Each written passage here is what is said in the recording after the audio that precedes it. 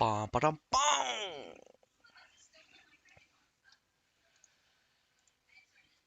Alrighty.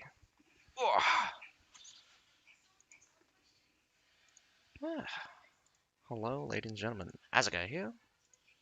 Gonna bring you the sixth day of the Asia Division tournament for the knockout stage. We don't have very many days left, and honestly, it should. I believe our last match should be ending on the 14th. Oh no, sorry, on the 13th. Should be Friday, and that should close up for the Winter CBL for 2022, even though it's 2023 now. But nonetheless, I hope you guys enjoy. Hopefully, we get to see something soon. Haven't really caught up what the hell's happening right now. Um, hmm, might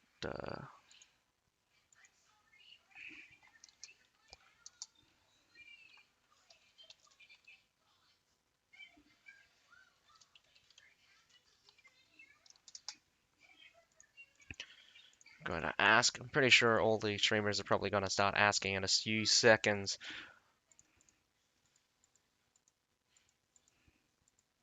Oh, they've opened up the stream on their main one. Let's see if we get the clean feed running. They might restart it depending on if they forgot to put the clean feed on, because for some reason um, they can't retroactively put the clean feed on.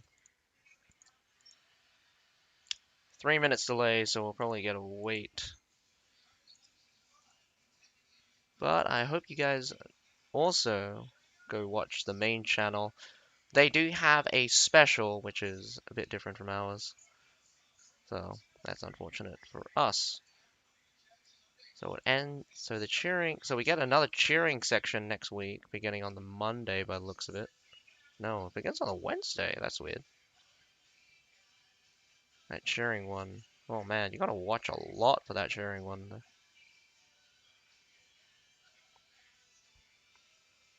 Then we also have the losers bracket number 3 coming out. Should be shortly. About 10 minutes. Hi, Obi-Wan Kenobi. We're just waiting for the stream to pop up. I'm pretty sure it's going to be on a bit of delay. 3 minutes here. Supposedly they're doing the pick band phase right now. Um, Honestly, you're better off going for the Asia servers.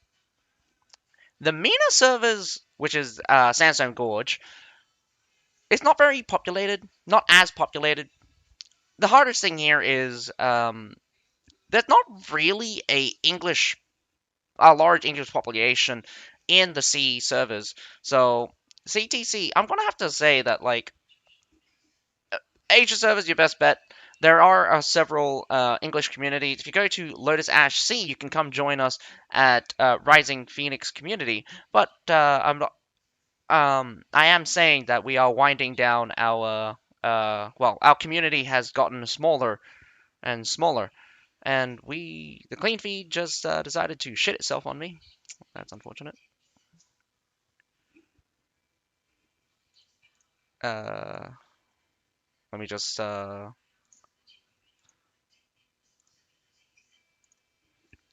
If you do end up playing, though, I do have a creator code that you can use to get some freebies if you want to use them. Be my guest. Just give me 2 seconds as I remember where they placed it.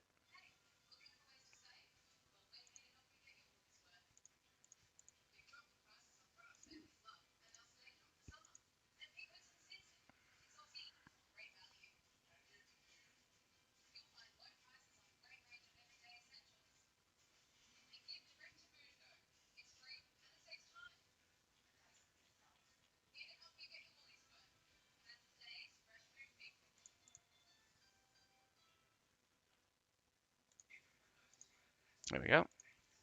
Alrighty, so this is my content creator code.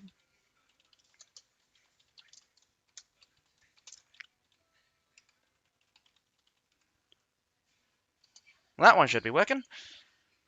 You get a bunch of freebies. I think you get like the superfan title for. I think you get the superfan title. Only works for new accounts and stuff. Oh, looks like we do have the pick band phase happening live on the sticks. Let me just steal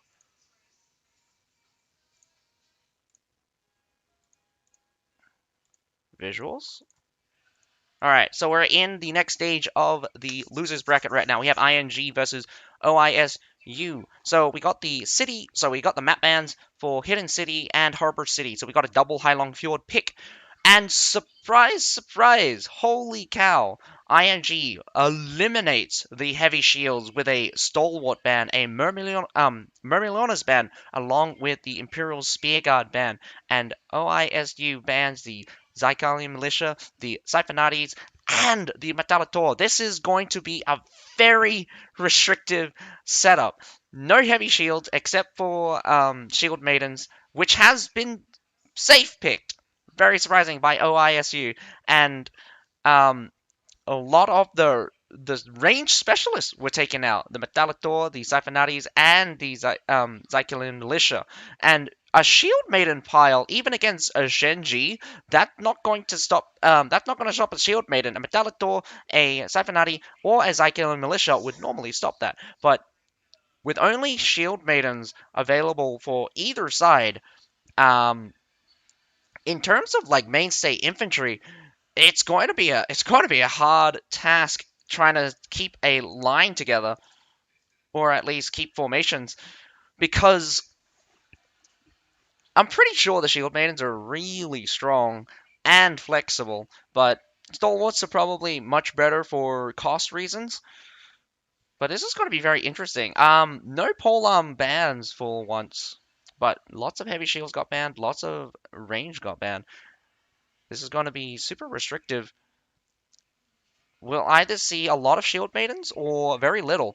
And what I mean by that, I honestly think that if you go with shield maiden, you're probably going to go with the high tier cavalry. But you could go instead. Um, you could go instead with a Daggerrack Lancer. Go for Halberdiers Sergeant, and that lineup could do very well. Don't forget that brute force doesn't always work. Sometimes you can work with lines and lines of halberdiers, and Fortibras halberdiers, they're really coming up. Like, they are really useful in the infantry fight. They weren't before, mainly because of like lots of restrictions and weaknesses, but their added flexibility in this meta right now makes them terrifying to face against, especially if you don't have a shield. So the shield maidens are going to have an easy time to deal with probably most of the heavy infantry types. So I don't think they're going to lose to I don't think they're going to lose to Silidars. I don't think they're going to lose to Iron Reapers. An Iron Reaper charge can be terrifying, but you're better off bringing something else if you want to face off against shield maidens. Um, so the Shenji pick, the safe pick for the Shenji is interesting, mainly because um, most of their power does come from the grenade. The grenade is super powerful, but Shield Maidens classically can block the grenade. Um, it changes with the patches. Previously, it was unblockable, but now grenades can be blocked, but their angles can be very frustrating to see. Not to mention, the grenade itself has quite a bit of block break on it, so direct hits can take out your block pretty fast. Hailong Fjord, with very little range units available, most of the time in CBL, we don't really see a very heavy range pile, but I do think that this is going to be interesting in terms of how the infantry game is going to turn out, because if you go in with a lot of anti-cavalry stuff, you can just get blown right through with just a couple of shield maidens. I think a good core of shield maidens being protected by a secondary core of halberdiers should work out super well. And depending on how the dynamic does work out, as long as you don't put all your eggs in one basket, you should be able to deal with most likely anything. But nevertheless, I do think both sides will want to use that heavy shield unit because it is one of the more powerful ones. And I do think CBL is lacking in the usage of shield maidens on scale because one shield maiden, okay, gets a little bit here, gets a little bit there, but a bunch of shield maidens? Now we're talking. A bunch of shield maidens are normally very strong because you can just have all of the heroes just kind of just go together. That's that's like 100. That's like 150 units all stacked together, just moving as one. Very difficult because of the density, and anyone wants to fight that has to fight them with equal amount of force. All right, I'm gonna go listen to what I believe, not saying anything. Well, nonetheless, I do hope you guys enjoy the commentary for tonight. We are still in the losers bracket. This is more or less deciding who is going to fight against CNC and the winners, who will eventually win the winners bracket. I'm 100% sure that CNC will not be kicked down to the losers bracket. If they do, I think they're going to do it will be on purpose, or they might actually get a challenge. You get a bunch of free stuff. For what I remember, I think you get a free. I think you get a free tier 2, a couple of like extra stuff, probably some arty. I know you get like a low tier unit, a free low tier unit, some extra arty, some bronze, and probably some silver, and you get a special title. In game, yeah, you get a special title. It's called Superfan or something. I'm not sure if it lasts forever, but it is. You get Superfan when you use a content creator code. You get that. Only can. I believe so. It is via the gift code. Unfortunately, only accounts that are created at certain times will be able to get it. So I think for this one, it needed to be created um, after August. I think it was after August first. So try it out, see if you get something. If you don't get something, that's very unfortunate, but that's all I've got for you. I mean, you can also get you can also use the Discord code that I can easily grab up for you.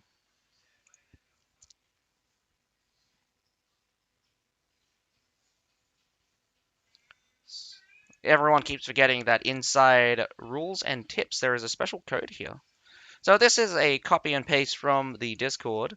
So if you want an extra code, there you go. I believe the Facebook page also has another code, but I have not been bothered to look for it.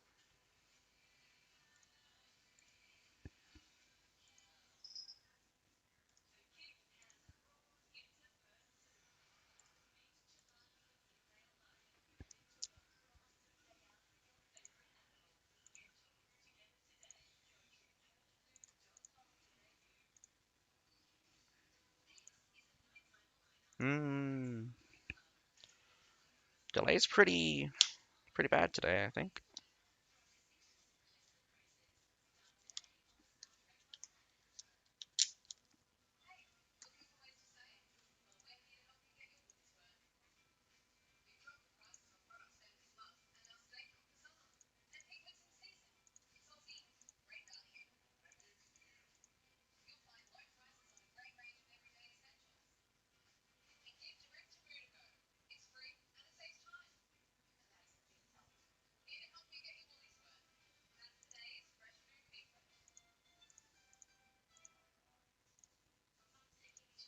Alrighty.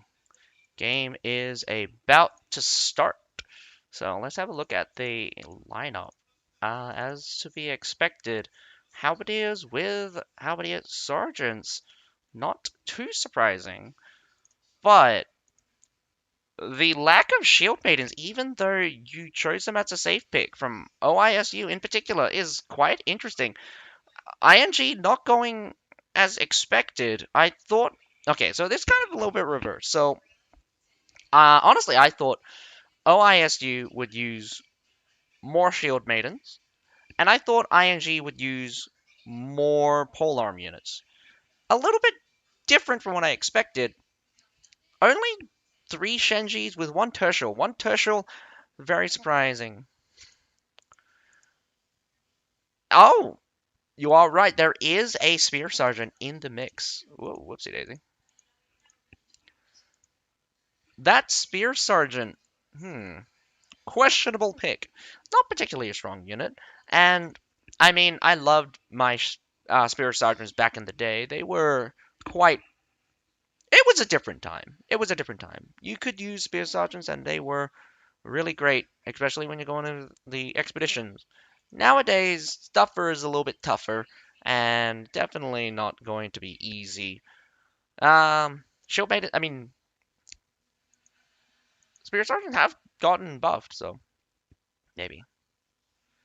No, it does not. The My Game servers have a completely different set of content creators. You're gonna have to go look for a My Game's content creator to get their code. They should have codes, I'm pretty sure. So I'm from the booming tech side, otherwise Poros, since Poros is the official publisher now. Pretty standard approach right now, breaking down every single entrance. When you when you're attacking, you want to get as many avenues inside the city as possible. So breaking down the walls, breaking down the front gate. Very simple, very easy. Got that. Um, got them avenues inside. Uh, this Polax is probably going to regret the day he. Oh my goodness. I don't know what happened, but it looked like that Polax might have fell and he was running along the wall, and you just watch the piranhas just waiting for him to fall, and when he does, he dies. Very, very unfortunate. So, OISU gives up first blood to ING, but nevertheless, this is just the beginning. We haven't really seen a real battle kick off. ING is ferocious, getting that musket with a jewel blade assassination. 2v3 here on the B side wall. Doesn't look like it's going to go in favor of OISU. Whoa! Tertials trying for a snipe. Nice dodge by Jadis. Inside we go. We have a mixture of Varangian guards and shield maidens. I'm not particularly sure what got stuck there.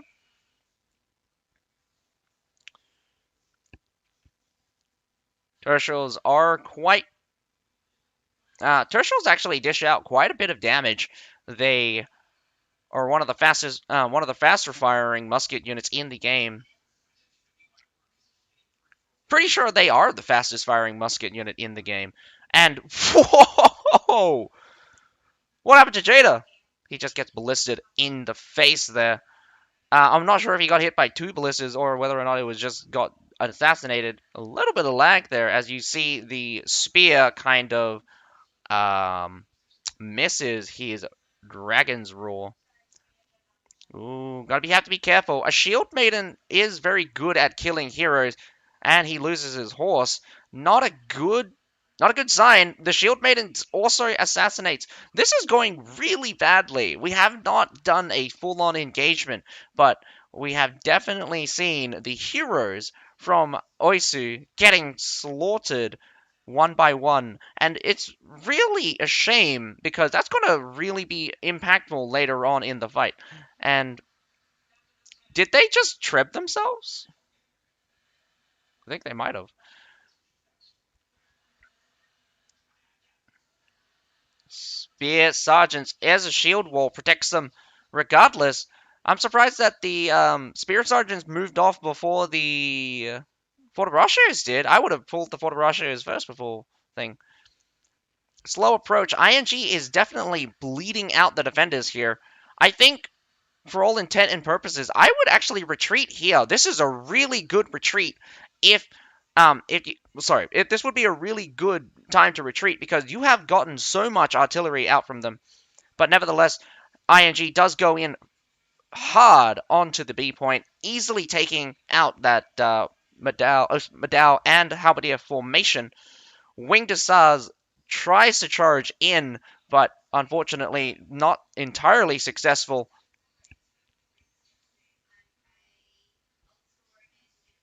The number of Halberdier sergeants is just probably too strong. Really, oh, there that secondary charge there was very got very far, but for some reason the Halberdier is just holding super strong. Well, I mean they stood there like nothing. Like, nothing hit them. Just air. I am a little bit disappointed, though. I am of the believer that winged hussars are quite powerful and are capable of taking out the halberdiers. Strangely enough, the halberdiers have been more effective at standing their grounds than I've ever seen. There are maybe some limitations that I don't realize when stacking multiple halberdiers on top of each other, but nevertheless, that is the same as stacking multiple cavalry together. If two halberdiers together can stop a winged hussar charge, that means you need to send two winged hussar charges at the same time. A little bit of coordination, a little bit more harder, but nevertheless, the A and the B point is being grabbed right now, and a big loss from the defenders there. I would have retreated much earlier. I wouldn't have taken that kind of fight, especially a fight on two fronts.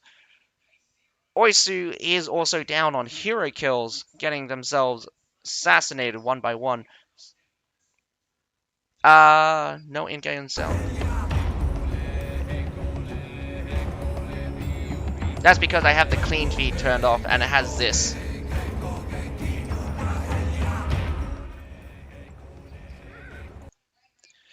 I'm pretty sure I'm gonna get copyright. Right. I'm pretty sure I'm gonna get copyright strike for that one.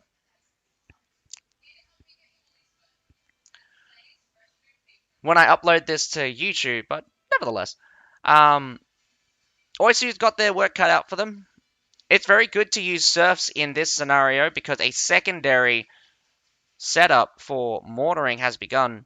I would definitely have a couple. I would definitely not let the farmers just get killed like that. You want to try to get as much value as you possibly can. The good thing here is that although Oisu is losing, ING is actually down on time. 5 minutes to take the C point. They can't get another minute for going for the harbor.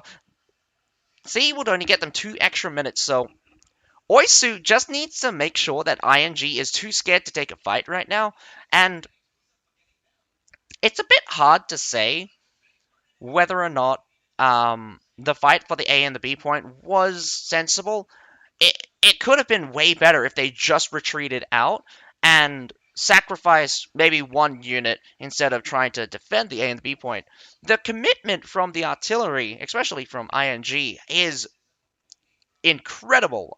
We are going into a base point with Oisu probably up, still having like 70 or 60% of his forces, and there's only 9 artillery.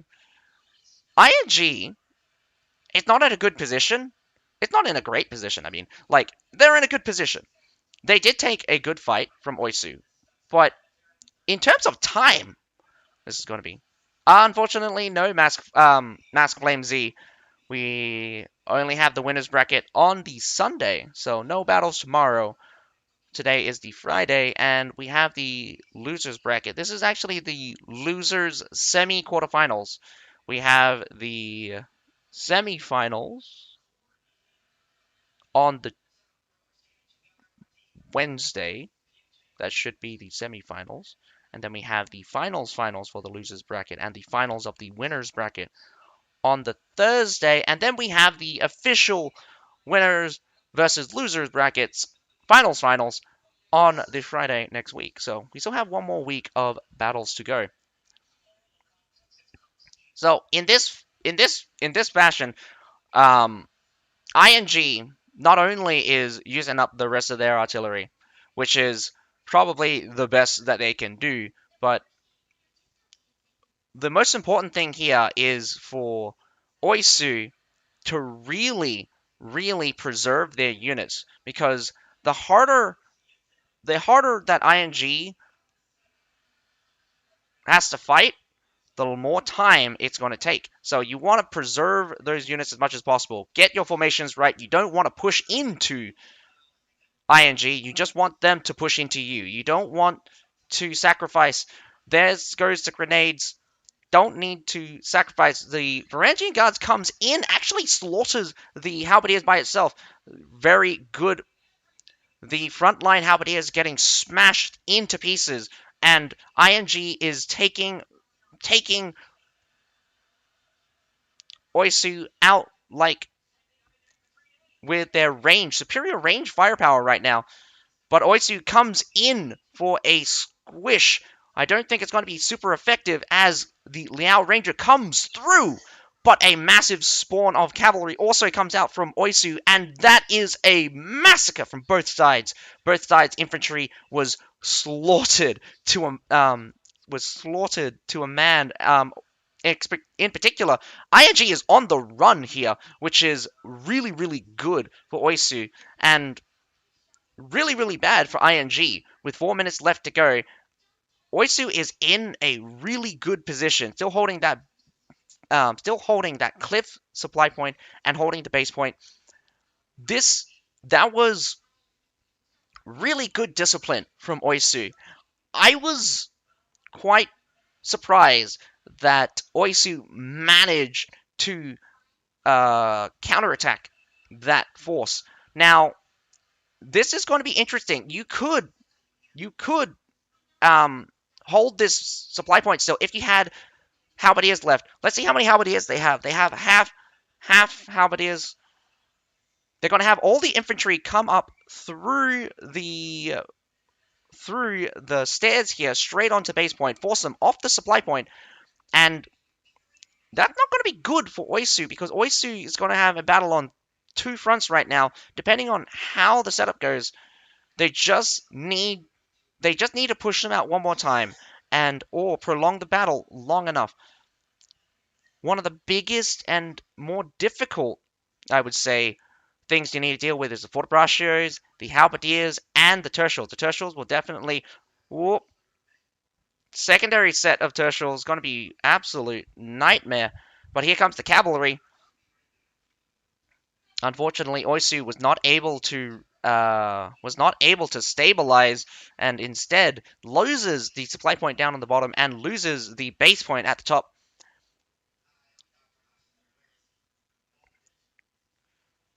Doing a wonderful job pushing them out from that attack, but we also have to remember that Oisu was probably down a third of their units, so in this case, the unit advantage going to ING is almost certain because some of the heroes from Oisu is probably permadeath as well. A spectacular job from Oisu. Unfortunately, the start of it was kind of an indicator of how things would have gone. The difficult thing here is Oisu didn't set up fast enough or didn't allocate their forces correctly, and that was their downfall. I do think that Oisu could have extended the battle for another 3 minutes, but as you saw there, ING responded decisively, did not let Oisu any moments of rest, and aggressively attack the base point. Don't even need to go for that supply point. When the supply point's defenses were lax, they just blow right through it with the cavalry, and the cavalry is pretty fast, comes straight up onto that base point, crushing the defenders. ING is, again, a very good team. I definitely don't see anything wrong with what they did. It's particularly the slow approach, the halberdiers, the solid wall of steel that was the halberdier lineup. Not to mention good use of the Shenjis and the tertials, really using that range as much as possible in order to gain an advantage, really breaking down the halberdiers from the defenders. So it was much harder for ING to push in for the supply point when there was forces there. So again, when we're going for this kind of when we're going for a push, you never want to push into brace pikes. You want to disrupt them. You want to hit them with longer range stuff. Even if you have your own halberdiers, two halberdiers facing off against each other the pushing halberdier will always lose. There's never really a time where pushing into a brace unit will work out unless someone is there to take the hit. The initial hit is always just way more painful than the extended fight. What would have been really useful in this case would be the spear sergeants tanking the range and absorbing the halberdiers, but I'm pretty sure he got killed much earlier on. That aside, you can go for some of the cheaper options. I think the Spear Militia is a good second for just a shield unit. There's no point in having just two sets of serfs. You want serfs to fill out your roster, so why not get something that might serve a purpose? So, not sure if you how much actual leadership you're gonna have left. You probably don't even have enough leadership to get Spear Militia. There are 100, so quite costly. Obi-Wan Kenobi. I did a set of tests. Let's see if you are correct. I did a set of tests for both all of the range units. Hi, Z1. And just in general.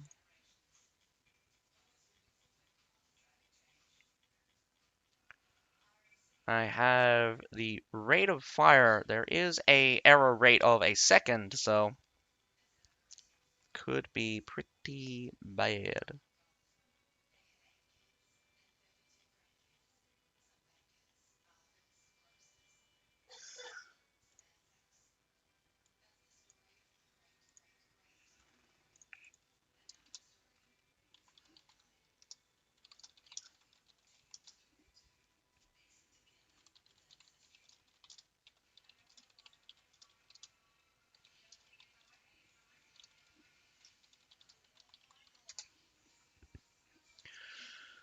Hmm. Alrighty. Tertials per model fire at 0.48. How fast are my Kriegs, Rat? My Kriegs are only 0.45. So, how about that? Tertials are faster than Kriegs. Tertials are faster than Kriegs. That is guaranteed. Why don't they take jabs? They can easily kill their pikes. Well, that is true, but thing is that less ammunition, way less damage overall. The impact of javelins is quite terrifying. Especially against shield units, much more effective against shield units than any of the other ranged units. But you don't use javelin units for their melee, and again, the downside of javelin units are, of course, um, that DPS over time. The longer it goes on, the more restricted it gets. So it's better off just having the ranged units deal with the pikes. As it was shown, that was quite a thing. The problem, the problem with CB, I would say for javelin units in particular, is javelins are will never be able to output enough range damage, even with very powerful javelin skills, to threaten the position of ranged units. And that's both a good and a bad thing, but it's just that the javelin units don't particularly have a good melee capacity that restricts their purpose. They're supposed to be a melee infantry first with a powerful range skill. So that's why I like the Retiari.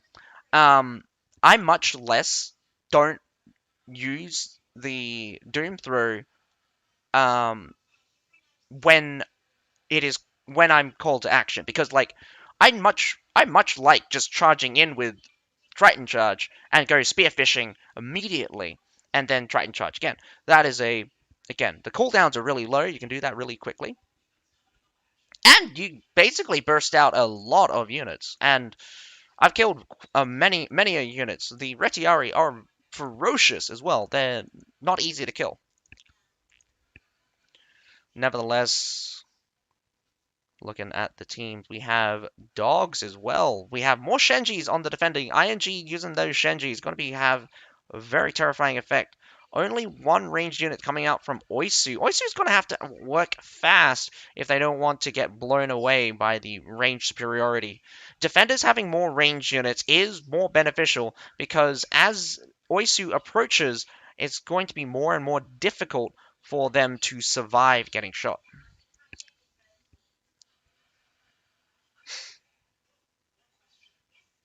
Good point.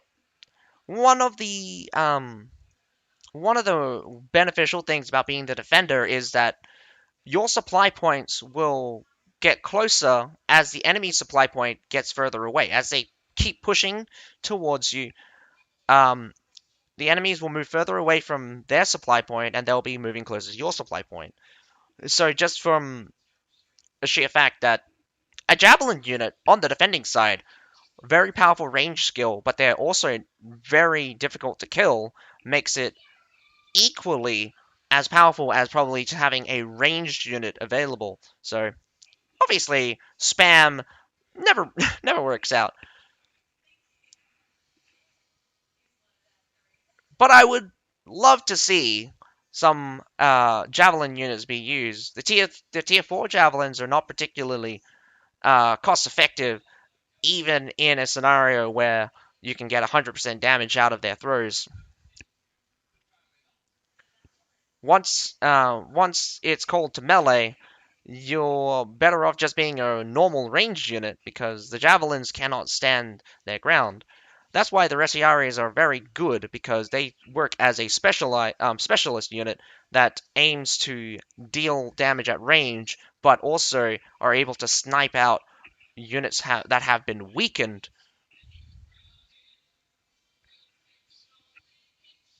I definitely think that the Retiari are good. Classically, teams have used the Retiari in the CBL as a hero killer or a patrol unit because one of the things that makes them difficult to deal with is how fast their Triton charge really is. Auto tracking makes them basically never miss as long as they run directly at you. Um, you can circumvent this by walking to the side and get behind them because they don't have a turning angle for their charge, so they'll just charge in the direction they're facing, and then their speed adjusts to where you are. So if you get to their side or get behind them, they'll basically bug out. Breaking down the walls, breaking down the front gates. Oisu trying to look for a gap in the defenses right now, and it's not going to be easy. I would definitely think it's not going to be easy. Moving from one side to the other.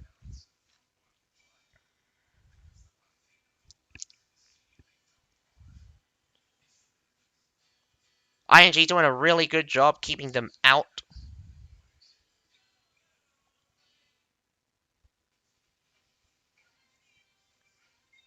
Well, that's the thing about javelin units. They're not particularly um, terrible against shield. If you throw into a shield, wow, getting mortared on the approach and taking a hard fight right now. The Oisu could could be seeing another plan to get behind this tower here. I would definitely keep moving along because the mortars, there's so many mortars here. The defending team has basically used all of their artillery to hold off against this attack, and the onslaught from both sides right now with their range is crazy. And I love the discipline because they are relegated to just accepting the fact that these units are going to die. Grape shots are coming out, but just destroyed by Shenji grenades, very surprisingly. And slowly but surely, both sides are using more and more resources. Harder to treb, but the trebs have been managing to get in. Can they take out the mortars? Again, the further they move to the side here, the more Shenji on the defending side is going to work out way more better the longer this goes on, and it's already showing off that Oisu is beginning to break. They're they're at the point where they're going to fall. They're going to have to fall back because ING has already begun the counterattack, and the remaining infantry is already so little that they'll just go right through it. They really need to take those Shenjis out of the field if they want to be able to hold a position inside here without getting overrun eventually. But because of the counterattack, Oisu manages to get a massive respawn in. Cavalry from both sides are raging forward. We got the Daggeric Lancers going to take a hard right here, dodging, going straight into the Medals. Might go for a side charge here. Surprisingly enough, Oisu did not get pushed out completely. More Shenji are coming, so this is not going to go well for Oisu if they cannot gain a absolute advantage in a few seconds. That Shenji grenade is devastating, hitting the center of that pile. I'm pretty sure a lot of those units are probably at probably gone down to about half health, probably a good 2/3 maybe, taking off about a quarter. Well, probably takes out a quarter, but nevertheless, the entire line just disappears from a single charge. So that's not good at all for Oisu. Oisu is losing more units than ING, and it is the situation keeps deteriorating because of those Shenjis. And biggest mistake here is, oh, here comes the Winged Hussars. Unfortunately, straight into the Forte for the second line. Did make it past the Halberdiers, and using more and more grape shots to kind of equal out the Shenji, but unfortunately the Shenji has already more than enough made up for their value.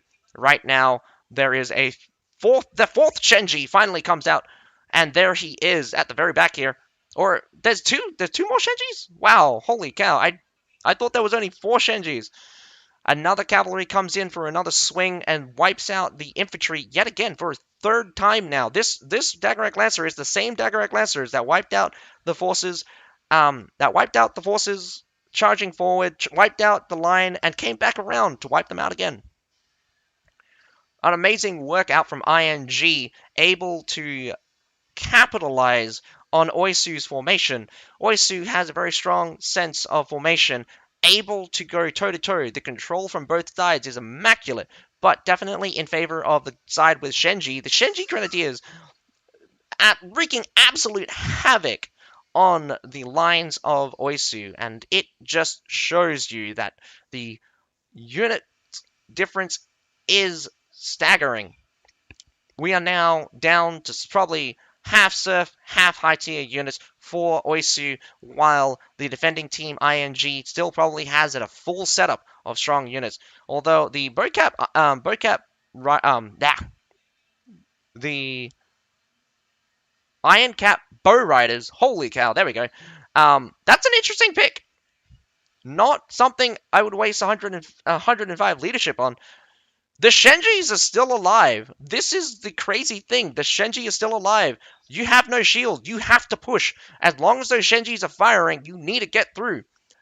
And the Spear Sergeant take the lead with an advance. Here comes a charge from the Palace Guard. Palace Guards kneels down for a big effect, holding the line, but the line is not able, gets broken through as more and more units feed through. Now we have to deal with the Forte.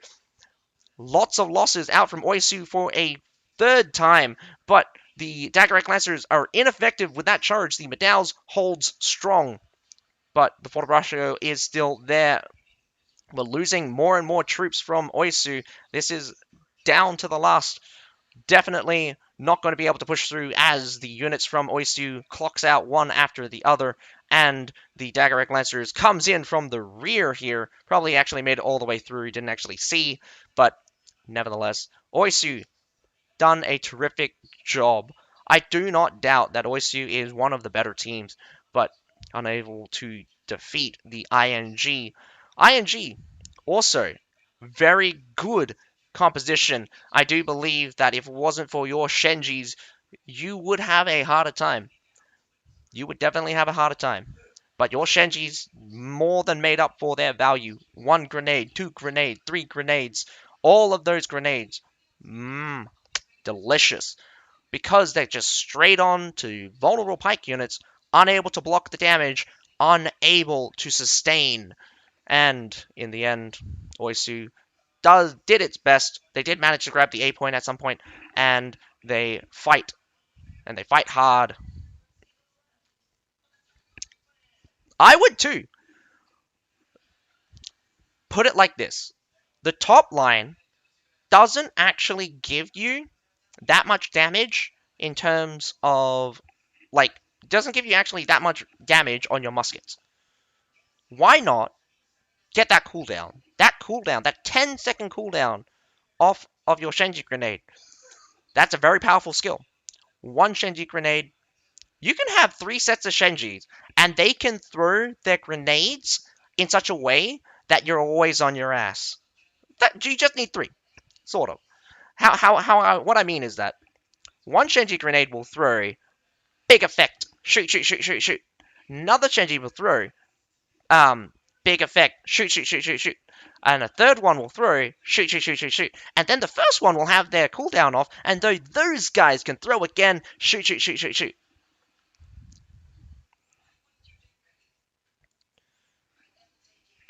For me personally, I think Shenji, bottom line, get that cooldown, get as many throws as you possibly can, and wannabe coach. Easiest and simplest answer is aggressiveness.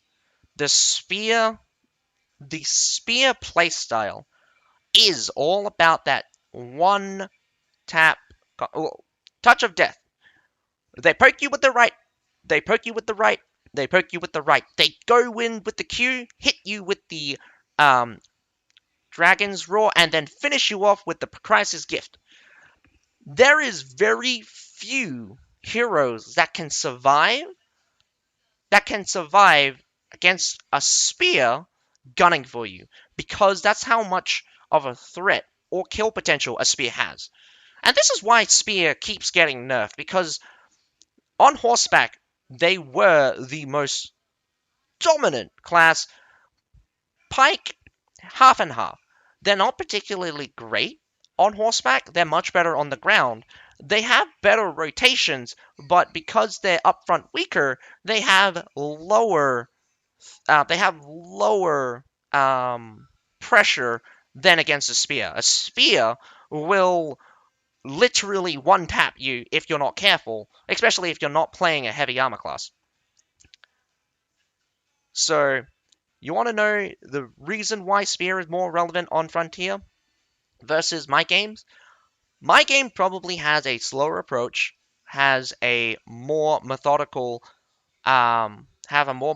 play style where they rather fight for a long time, gaining a little bit of edge at a time, while on Frontier, we love to set up advantages. We love to set up advantages for us where it's just all in our favor, and we'll never take a hard fight. Well, not that we'll never, but more than likely, on Frontier, we will run from an equal fight, and we will only fight when we have the advantage. And so we avoid all disadvantages, we avoid equal fights, and we only fight when we have the advantage. And when we have the advantage, that leads us to having an advantage later on. And then, when we win that advantage again, we push that on to the next one. And then we're going to have so many advantages that you can't do anything against us. And that is the mentality of Frontier.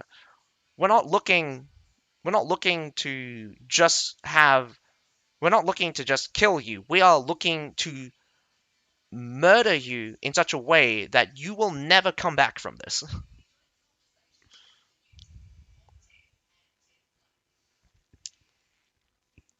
Every single heavy armor classes really struggle to finish off heroes. Poleaxe really struggle. They have one of the best lockdowns. Again, the choke is very powerful, but they really struggle finishing off heroes. Glaive, good damage really struggles to finish off heroes. You want a class that finishes off heroes real easy, real nice. Play spear, play pike. Those two classes will finish off heroes super easy, and it will be like it's like cutting through butter when you're playing those classes because when units are when heroes are on critical, that's a kill. That's almost guaranteed. You've got so many tools in your arsenal to just go, yep, he's dead. For those classes, that is. Heavy armor, a little bit more difficult. Definitely a little bit more difficult.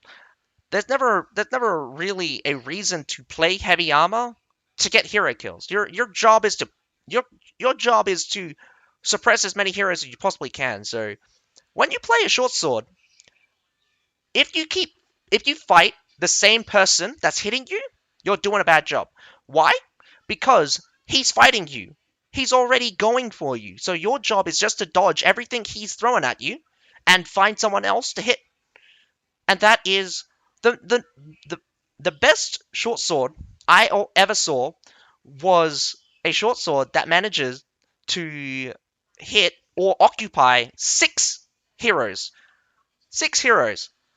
It was amazing because he comes in, he does a sprinting attack on one of them, disrupts him, and then dodges backwards and throws his shield at another hero, and then he dehorses another hero with Thunderstruck while occupying the other two heroes that are coming for him, and it's a whole mess. It's a whole mess. But this short sword, in the end, had six heroes trying to kill him, and the rest of us are coming in and killing the other heroes.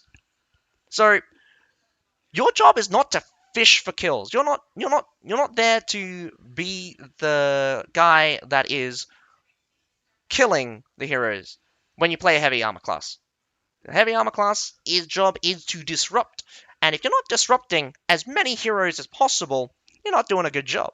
As a spear player, your job is to finish off the kills. So if you can't see an opportunity or you can't get in to kill somebody, again, maybe the opportunity wasn't there, but maybe you're not a very good spear player. Sometimes it takes a good eye to see where your chance to shine, and sometimes it takes a bit of practice. The whole jumping right click, back of the head critical is one of the techniques that I will never be able to complete because it's just very difficult because it has a whole lot of bullshit hitboxes and stuff. Longsword is meant to sustain. A short sword it distracts because a short sword doesn't need to keep engaging it once they're looking to kill you because that's actually really bad for a short sword if he's trading damage with people directly. He's he's going to die eventually. So it's very difficult for a short sword to occupy a lot of heroes if he's trading damage. So it's not really much of a duty for the short sword to sustain. It's actually just to survive while distracting the others. And when I mean distract, it's more or less interrupting them from doing other things. It's except fighting you. As long as they're fighting you, you've done your job.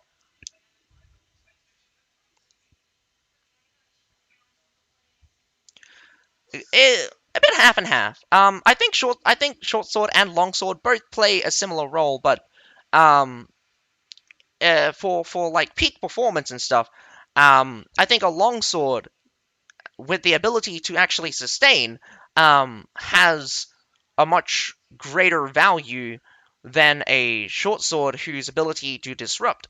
Because a short sword disruption ability is much stronger than the long sword, which half of their kit normally goes into sustaining. It's now a third, but on paper, I think a long sword is better at sustaining than a short sword. Nevertheless, we do have the next set of battle coming up in around about 7 minutes. I'm going to be right back. Well, the pick ban should be in about 7 minutes. I'll be right back, and I hope you guys will enjoy the commentary for the next set of battles. I do love talking about. I do love CV, and I do hope it gets better and better and better. I'll see you guys in a short few.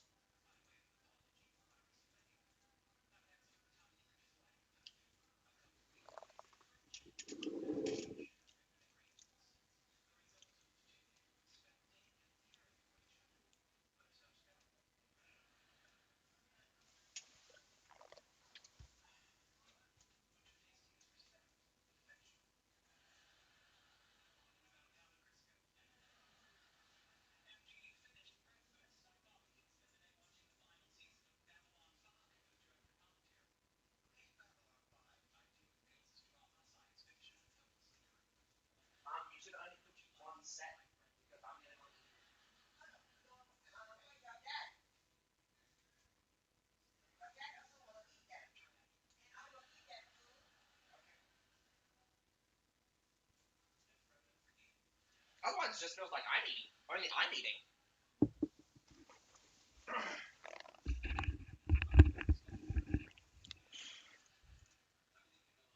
Man, I was rooting for you as well, uh, Mask Flame Z. I was so devastated the entire time. I was just like, oh my god, what are you doing? You had it, you had it, you had it in your hand, but you just let it go. Yeah, like seriously, like you guys did amazingly well. You guys did it amazingly well. Really good job at making this CBL exciting, especially especially since you ended up fighting BOD 3 times, which was actually hilarious. But nevertheless, it was just really good fight, really good fight. Definitely, I definitely think your battles and OISU battles have been more than adequate for like exciting battles.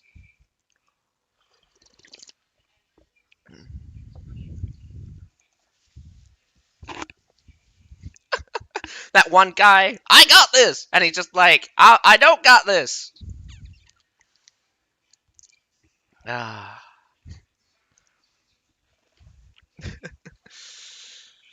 oh,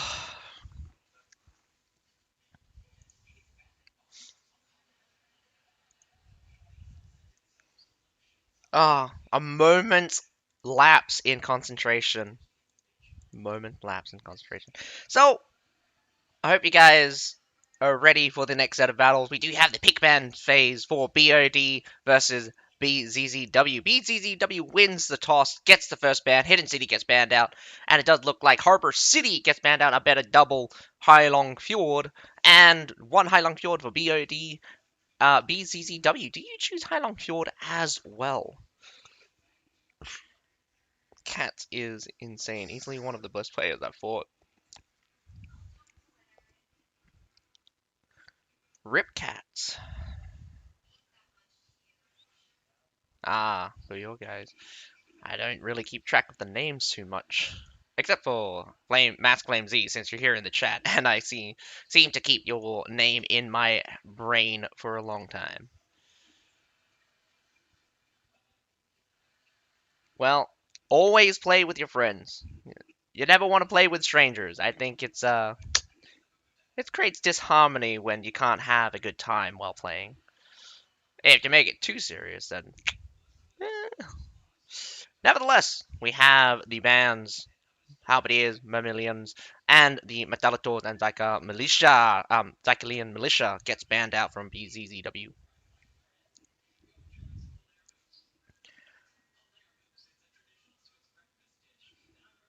A safe pick on the Medal Battalion from BZZW. Switching over to BOD. What is your last ban and what is your safe pick? Dun dun dun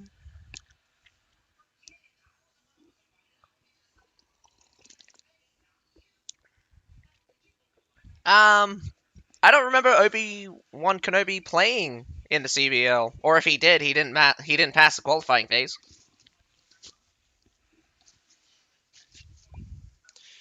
Ooh, did BOD skip over their safe pick? Interesting. Safe pick can be very powerful, but can also be very telling. Oh, never mind. The safe pick on to Siphonati's. Oh, wait. They didn't do a ban. Interesting. So again, the triple special. Again, the specials for range has always been kind of telling. Everyone, well, more or less lately, it's just the focus on these units have been incredible. Dagger Rank Lancers gets banned out, and that's going to be way interesting to see how teams that relied on Dagger Rank Lancers to compensate.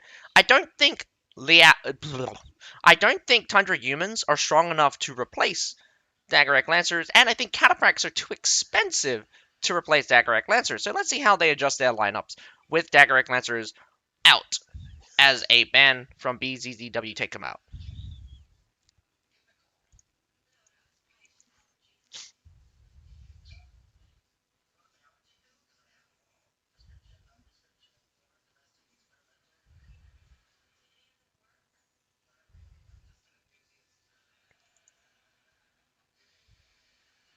ECL, but wait, did what ECL? No, ECL's been second once. I can't remember. ECL's been second, has been fourth twice, I think. Did they come second once? No, I don't think they've been second, right? Yeah. I know Obi's Arwen Baxter came third once, so like ECL's mostly been in top four. I don't think you guys have ever been in. I don't think you guys ever made it to the finals, so that's one thing. Man, if I can stay awake for that, maybe I'll be interested. But it's EU time, which is actually not terrible. I think it'll be like 1 o'clock. But if I also do the NA time, Jesus Christ, I would be having to sleep during the day and wake up in order to do your guys stuff.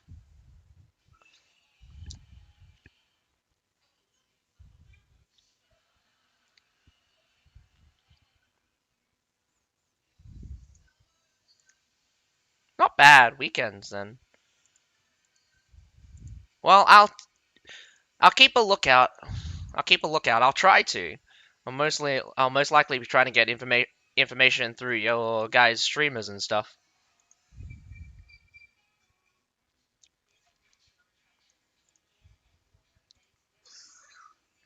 So you guys got 2 minutes. So everyone in my stream, you got about 2 minutes before you can't get onto the dev stream and get the rewards from the dev stream. The dev stream, unfortunately, does have a special reward that only they have, which is different from the rewards you can get from me. So make sure you guys head over to Conquerors Blade Devs to get those drops if you really want them. But you can stay for me. I hope you guys love my like my commentary or love either word. One's just greater than the other.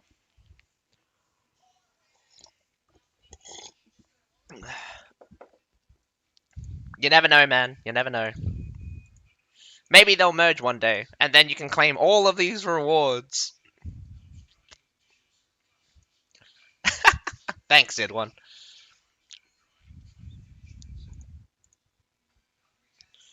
So I think another 3 minutes before we kick off for the first battle. Stop smiling!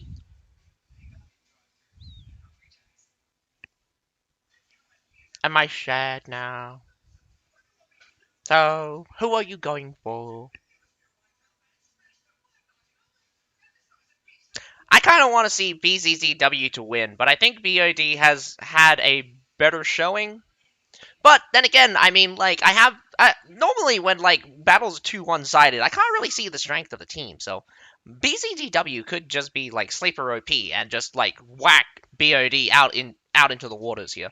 So, BZZW could literally just be on a different level. I do have a good gauge on the strength and weaknesses for BOD, but again, their unit control has never really looked good. especially since like most of the battles I have seen from BOD have ended them with just getting their asses handed to them. But they have come back. No way. Hey, are you being racist here, Zidwan? Just because we're both Asian? He's Filipino though. I'm like a mix of Malaysian Vietnamese.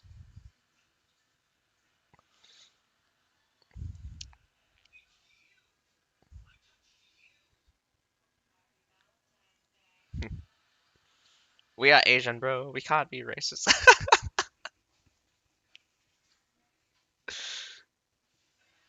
How can I be racist? I'm Malaysian.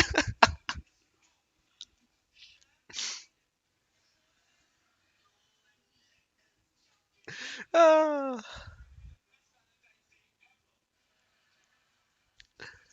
oh man. I haven't seen Fire in ages. I'm not even sure what he does anymore. I think he's just focusing on his job.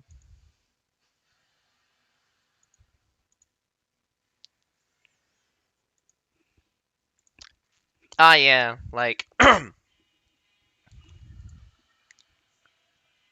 Oh, really? That's I have been confused with Fyro once, but because one time Fyro let me stream indirectly on his channel, and everyone thought I was Fyro.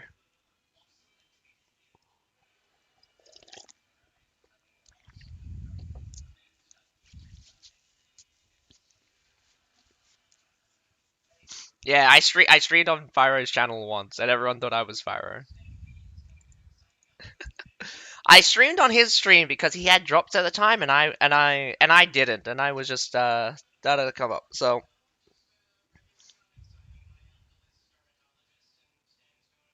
I just started streaming at that time.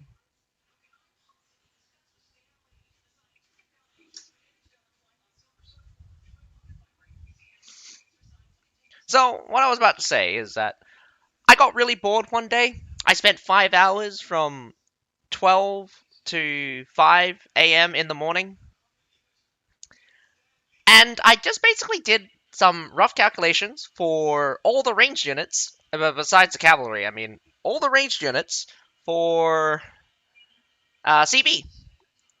Hey, Rima! Holy cow! I haven't seen you in ages. You guys still raiding on World of Warcraft? What are you guys up to? And thanks for the sub. I love you, man. Ah, man. I've been streaming CBL all this time. I'm surprised that you. Wow, fiending. You're gonna see a lot of old faces here, Remo. Be careful, they might eat you up.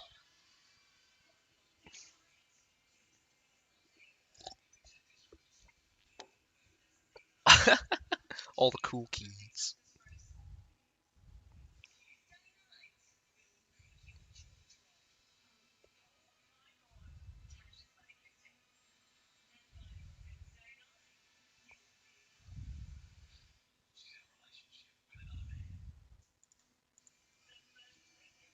Oh.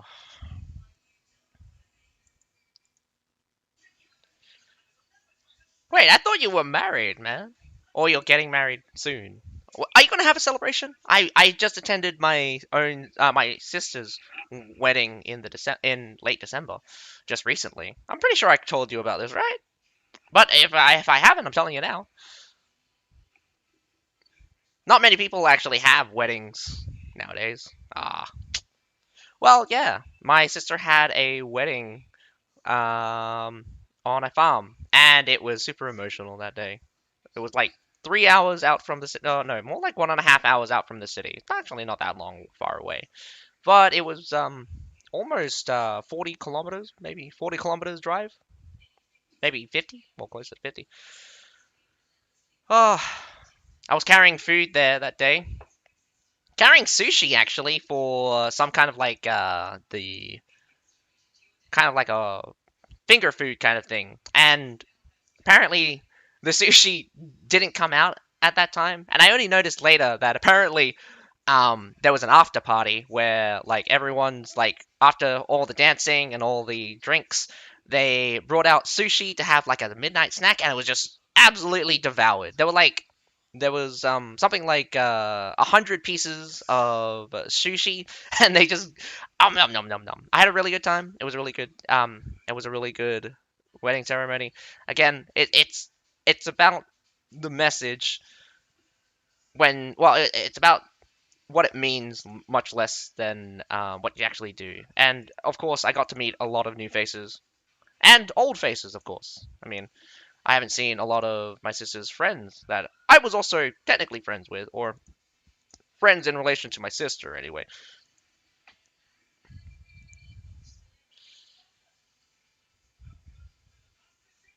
Ah, yes. And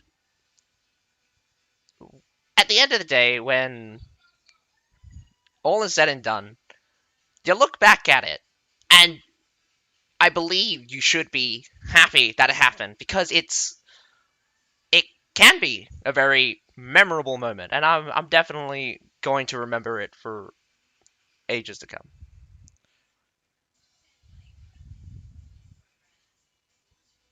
Huh?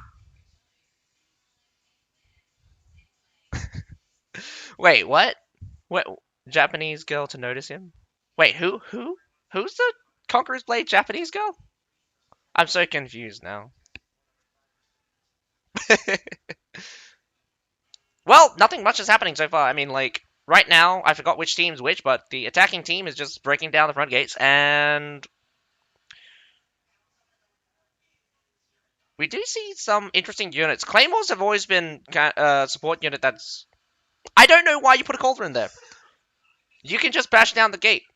Also, when you play a Pike, just use Skyward Dragon and use the twirly thing, where you block and do an attack, which does a blunt attack damage.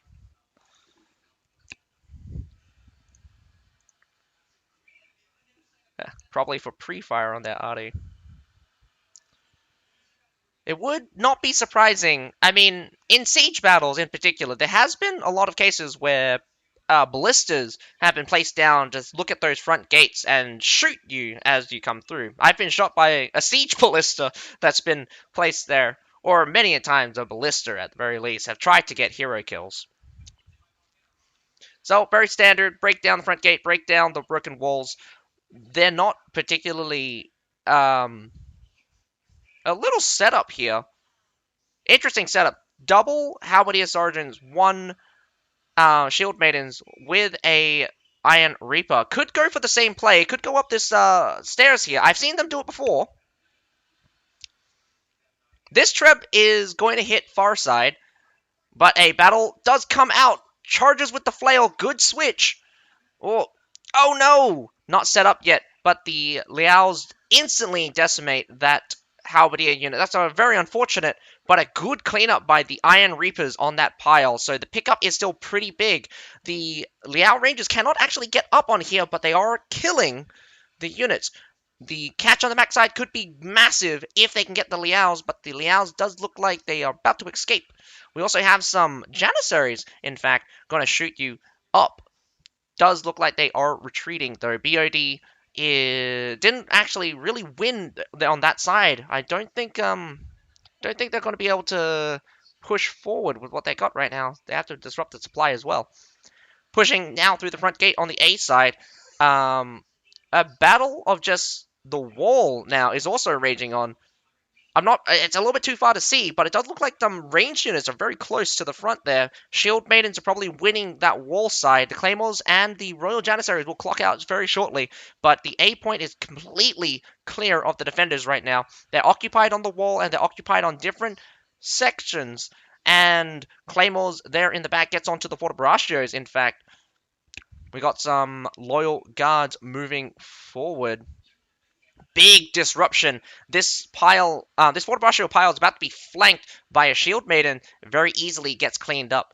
And the formation for the defenders right now, BZZW, is coming in strong. The Shield Maidens cleaned up very nicely. With Stalwarts available for both sides, we see an Iron Wall formation with Stalwarts taking the front. That Stalwart there on the side there, although they haven't really achieved very much. They're keeping the BOD away from that A point, and definitely that split allows them to clean up very easily. BOD's already on the back foot, losing the battle at the B side and losing the wall battle, in turn losing the push towards the A point. All in all, BOD's going to lose a lot of momentum for this.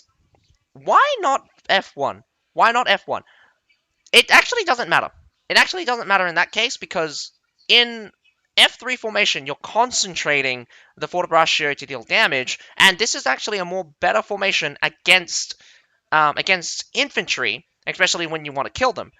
F1 formation is very good against cavalry because cavalry has a habit of just encompassing everything. So a wider spread allows you to control more area against cavalry since you're far more deadlier. True. Denser formations get disrupted more easily, so in any case, F1 formation is much better for holding, F3 is much better for pushing.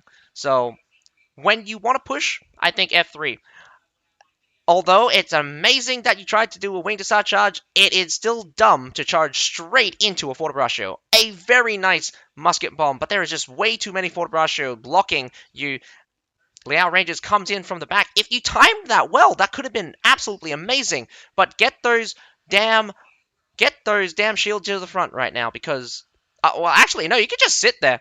Both sides are just staring at each other, and BOD has already wasted a couple of units, especially cavalry, when the lines have not engaged properly. BZZW slowly pushing in one formation after the other, keeping that F1 formation in the back because it is securing the rear. Now, the Fort Braccio will have the longer range, going to push out the Medal's going to push out the Loyal Guards.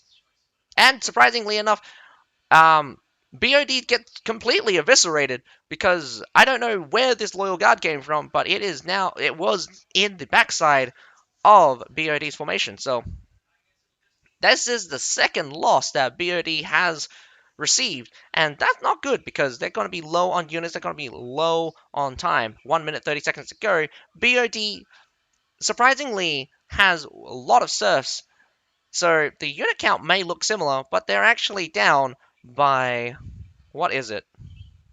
If you only count the high tier units, wow, they are down by almost 200 units, 300 units. They're almost down 300 units. That is really bad.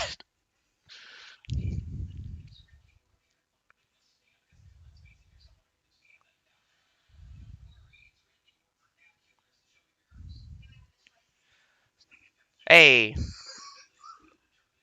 games. You can't play a game forever. You can't play a game forever. I mean, you will die or the game will die, so whichever comes first. But I also think that to each their own. I hope you can enjoy WoW to come and for WoW forever, or you find another game that you will enjoy. Right now, the push from BOD is going poorly, as most likely Lero infantry relying on that grape shot, clearing off most of the heroes that tried to attack them. But with the monastic knights charging through and some prefecture pikes, those are axe raiders going in, destroying those grape shots. BOD gets pushed out for a fourth time and a final time. That is dunzo. BOD not doing very well. This is a very bad start. Well, to say the least, BOD is really struggling because they got split up. They're not holding their lines, and they're not communicating. The cavalry coming in straight into Fort Braccios. If the someone's got to tell the cavalry that you can't charge in. There is Fort Braccios. The communication between the teams, I don't know. Very silly move. It's a very bad move, of course. Fort Braccios against Winged Assaults, against any kind of cavalry. You're going to die. The Liao Rangers getting in from the back, coming in, thinking they were going to get some Fort Braccios, but unfortunately, 360 brace. By the time the Liaos get to the Fort Braccios would have already turned around and they would have killed them. Easy, not practical. So, waste of their cavalry. Infantry battle, not very clean. Control from BZZW. much stronger and definitely more concise in their movement. Definitely taking advantage of the flanks, definitely taking advantage of awkward angles in order to beat BOD here. So BOD got their work cut out for them. They are on the defense this time, so BZZW is attacking. BOD, let's see what you got. I do think that you should be showing something better, but BBZZW does seem to have the unit control against you. You have always been weak in unit control. Let's see some hero kills.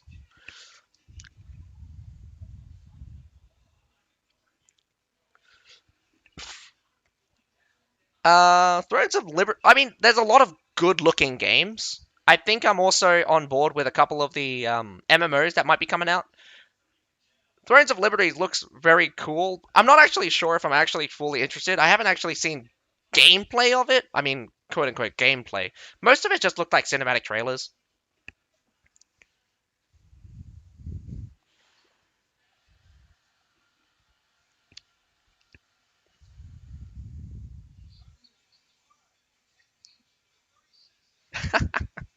Oh man, Rima's racking up them achievements with that 5.5k hours on CB. It's pretty intense. How many hours do you do? What do you mean team? If we play together. That's fine. I'm also thinking I might try out Diablo 4. I don't know. I've never tried any of the other Diablos. Apparently, Diablo 4 might be different. I've never really got into Diablo before. ARPGs has been kind of a thing that I have been interested in, just never really picked it up because of a little bit of tedium. But now, since I played Lost Ark in particular has been a massive grind and time consuming. And I like grind to a certain extent as long as it feels like I'm actually achieving something. But right now I'm in a bit of a rut for Lost Ark, so I'm hoping maybe CB will come back again, maybe fix up a bunch of things. I still enjoy it from time to time, still hate a lot about it.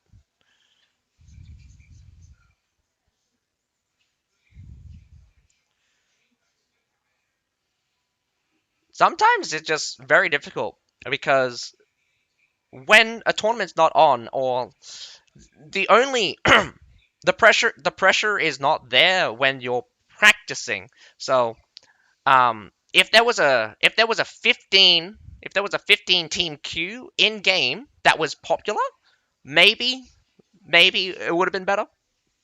But the facilities aren't there to really allow you to push yourself unless you get a whole team, and getting 15 guys that really want to push themselves. Good luck. Good luck. Not to mention, you actually have to find another team of 15 to actually push yourself against. And I mean, I tried this once. I tried to do a League of Legends ranked team. We ended up as the lowest rank you could possibly get, Bronze 5. And we were fighting a Bronze 1 team at late at night, another bronze team from Australia. And we just kept fighting the same guys over and over again. And we got sick of it after the third game.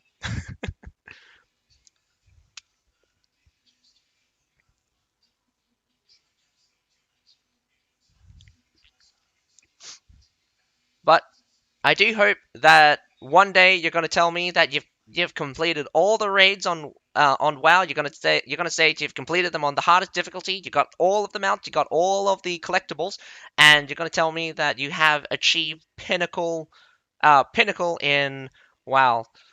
Right, Rima? You're gonna tell me. You're gonna tell me one day you're gonna start soloing raids, right?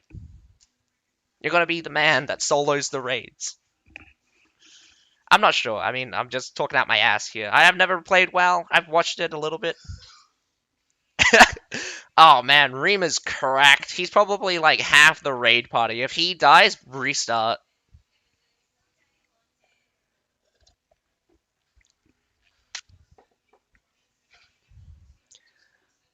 I like a little bit of a survival game. Zomboid looks very interesting, and I like the concept. The unfortunate thing here is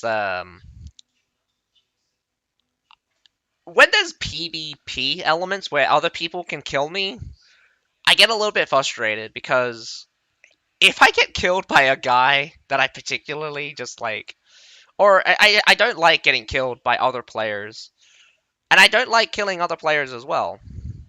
I don't like being that guy. A kill time game. Maybe I need more kill. Okay, like a kill time game or a game to have fun. Unfortunately, every game I'm playing right now is grind, grind, grind. I play Dark Tide, fucking grind. I play Lost Ark, it's a grind. I play CB, it's a grind. Everything's a grind for me, and it's just like, why can't I just play a game where I'm just going to just load in, shoot somebody, and someone's going to shoot me? I should play COD again. That's what should happen. I should go back to playing COD, where I just hop in, kill 50 guys, get off, and think that, wow, I just don't go back to FPS apparently. Anyway, here we are on the second battle. BOD is defending this time with BZZW attacking. BZZW going in with a little bit more tier 5s. I think BOD also has a little bit more tier 5s as well. Though the Shenji is correct. We have 4 sets of Shenji coming out from BOD. Could be bad, could be terrible. The number of shields out from BZDW is kind of low. I would expect a little bit more shields, especially these stalwarts from either side, but that doesn't look like a lot. Does not look like a lot.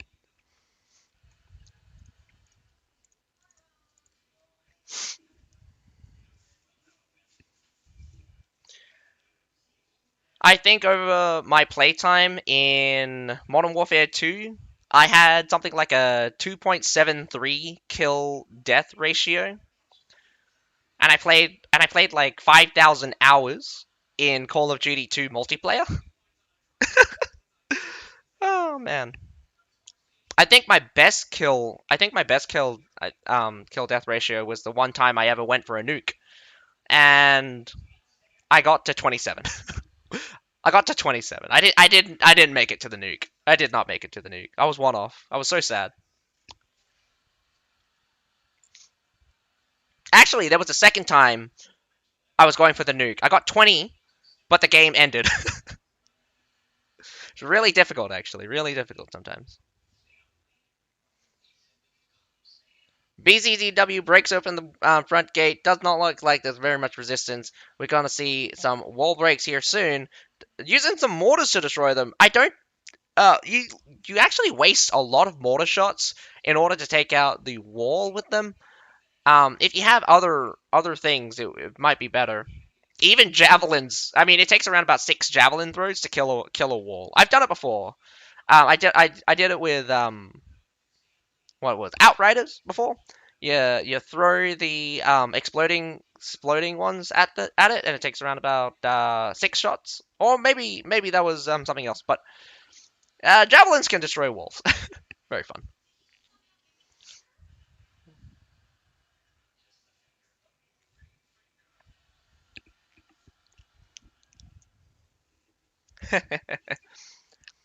Hey, I got hooked into CB because it was so unique. I was looking for, okay, so craziest thing.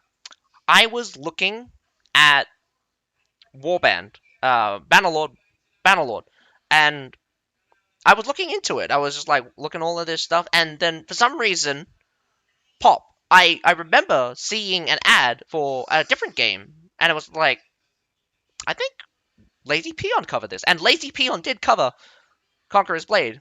In 2019, he redid his one. He redid his review of it later on. But yeah, I came in because of Lazy Peon, and I was just I wanted a game where I get to control units because I was back in the strategy. Back then I wanted like strategy stuff.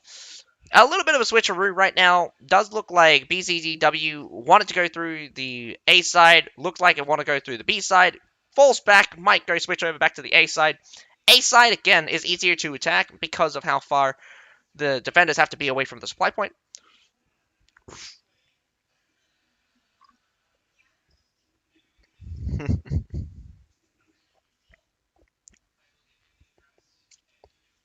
But the difference here is that I was totally into the RPG elements for Bannerlord, or the role playing elements was amazing. But what hooked me was the actual gameplay for CB. CB gameplay right now is amazing because look at these units fighting off against each other. We have Stalwarts versus Stalwarts. Does look like a contingent made it up on top of the wall.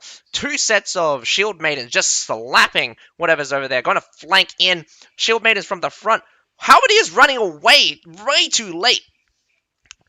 BZZW seems to be sweeping across this wall right now. Didn't go through the front gate properly, but gonna go funneling themselves through this broken wall, and BOD challenging them, but they're completely surrounded and losing units fast. This Halberdier and Loyal Guard combo is going to get slaughtered from the front and from the side here. So good pickup for BZZW, but bad for BOD. Really need to be careful where you pick your fights. You're picking your fights in the wrong places.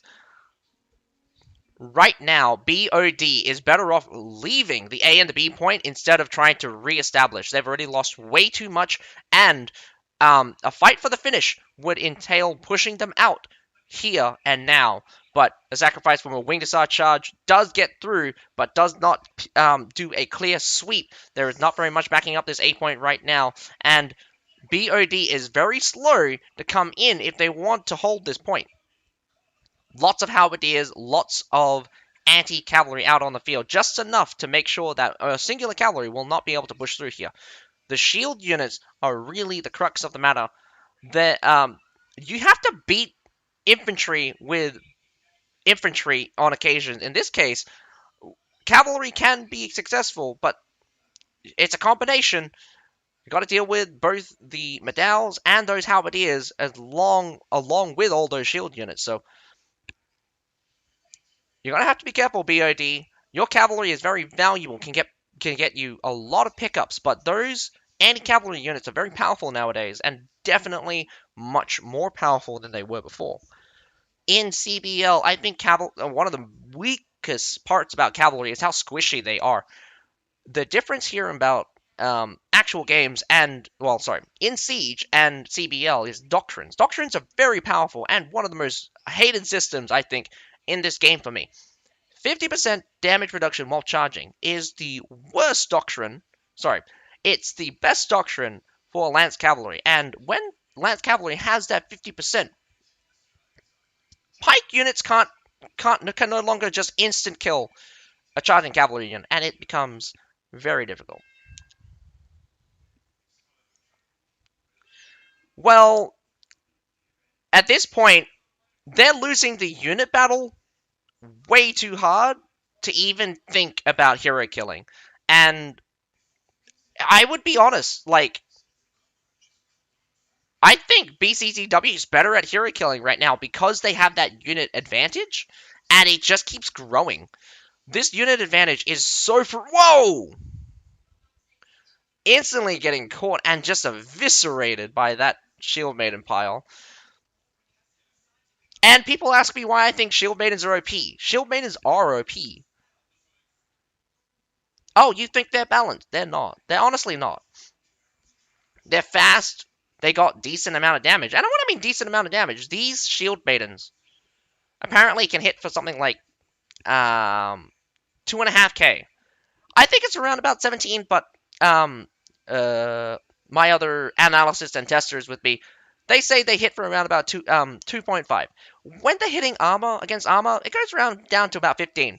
That's almost the same amount of damage as a Iron Reaper.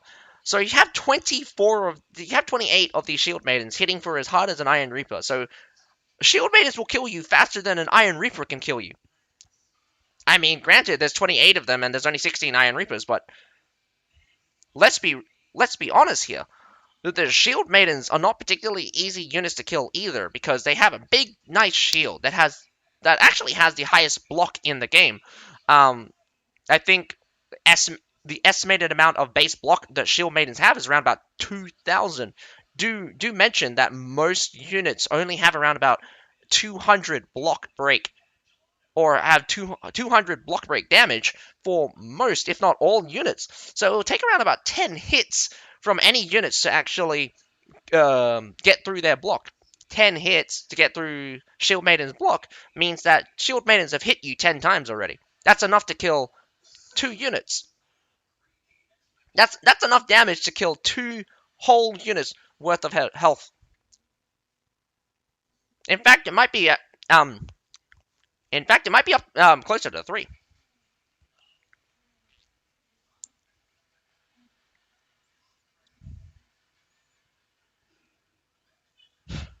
The difference here in numbers is getting too large. I mean, even if like BZZW throw all of their units in against BOD and BOD just kills them all with no losses, there's still a second set. There's still a second set. BZZW could lose almost completely, and they could still win it. Like, the only way BOD wins this is that if they completely destroy BCCW, not once, but twice. And when I mean completely destroy, near to no, or basically no losses. It's probably a good choice to retreat. I would have retreated when I was getting hit by those mortars, because you could already tell that a bunch of mortars have been placed. Prefecture Archers. Arrow Rain, one of the most powerful abilities in for an archer to have. It basically doubles their fire rate, and for units that have Arrow Rain by default, it's 100% damage. So they don't have that negative that Arrow Rain on the Doctrines have. So they're doing twice the amount of damage. They're firing twice the amount of arrows for 100% of the damage. And the dogpiling of this Death Ball right now, slowly eating away from BOD's front line right now. The Shield Maidens are chopping that one stalwart into pieces right now. Lack of support right now, as just the human wave tactic just breaches right through that Fort Brascio. You watch that Fort Brascio almost disappear. Holding strong, good hit from the Chevaliers, but just not enough damage in order to push them out. And I love the Wing to Start charge, but the Wing to Start charge should have came first before the Chevaliers, and that would have made a big dent in the enemy. Unfortunately, able to hold strong with those Badals and those Halberdiers. Nevertheless, BOD throwing units like crazy at the attackers, and I'll be honest here, they are still solid. Double line of stalwarts. We got Medals and Halberdiers in the rear here. The Imperial Spearguard, not a bad pick. They're really great, really tanky, but honestly, you could do better than those ones. The cavalry coming through here, hitting the sides of that Halberdier. Again, that Halberdier is the only thing from BOD down on this front, and it's getting killed very slowly by ISG and the Men-at-Arms. One side getting blocked up by Medals, one side just charged through by Cataphrax. And this short sword has to survive. He doesn't. Has to survive for 3 whole minutes. BOD is at managing to get certain kills, getting heroes, killing those heroes, but the unit respawn here from BCZW has come in, and it's complete dominance almost. I don't know how they got the Men-at-Arm past the Medals. Either the Medals were just not braced. Finally, those Halberdiers brace, blocking off those Men-at-Arms. The heroes are jumping on one at a time. More time keeps ticking down. They're doing their best, but the unit advantage is massive. Like, at this point, I would say BCZW was up like 20 units. Well, that is at BOD. Poor performance for the second round as well. Unable to beat BZZW, though you did win a lot of time from them. BZZW still smashes your defenses into smithereen very easily. Better unit control, better performance on average, and again, BOD, you're taking a lot of small fights with a lot of small sections of your army, and you're losing them. So you need to work together. You need to protect each other. So you don't want to send 2 units at a time, 2 units at a time. You're going to end up with no units by the end of it. But that is all for that, I guess.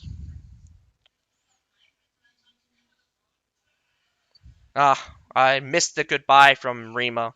Well, I'm gonna say goodbye to you guys as well. We did get to watch some exciting battles for the first one, and second one a little bit less exciting. I do think I do think there are some ups and downs. There can be much better.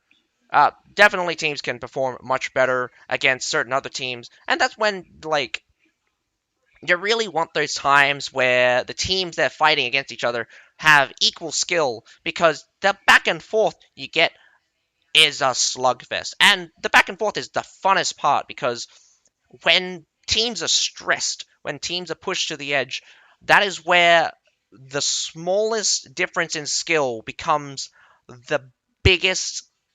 The smallest difference in skill becomes the most interesting part about watching CB, and that is that is what I love about CB, is that the dynamic between the heroes, the units, and the teams, everything together. I love this whole niche of a game, and I love to watch and commentate for this CBL. But nevertheless, goodbye, my folks. Goodbye, Rima. I love you, and goodbye, Obi-Wan Kenobi, Zid1, and K2C. So that is all for tonight. I hope you guys enjoyed my commentary for the 11th day of the Asia Division knockout stage winter CBL. A whole bunch of that. I love you too, El Pux.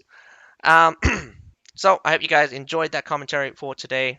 We'll see you guys on the Sunday, and we get to see the semi-finals for the winners bracket.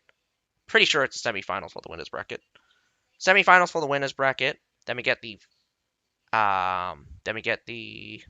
semi-finals for the losers bracket, then the finals for the winners bracket, and the finals for the losers bracket, and then finally the finals between the winner of the winners bracket and the winner of the losers bracket by the end of that. Hopefully, we don't end up in a situation where CNC's already defeated the team that they were fighting against, and hopefully, um, like again, I don't think CNC is going to lose. If they do, they did it on purpose. But I'd still love to see a lot of people try their hands on kicking CNC off their damn throne.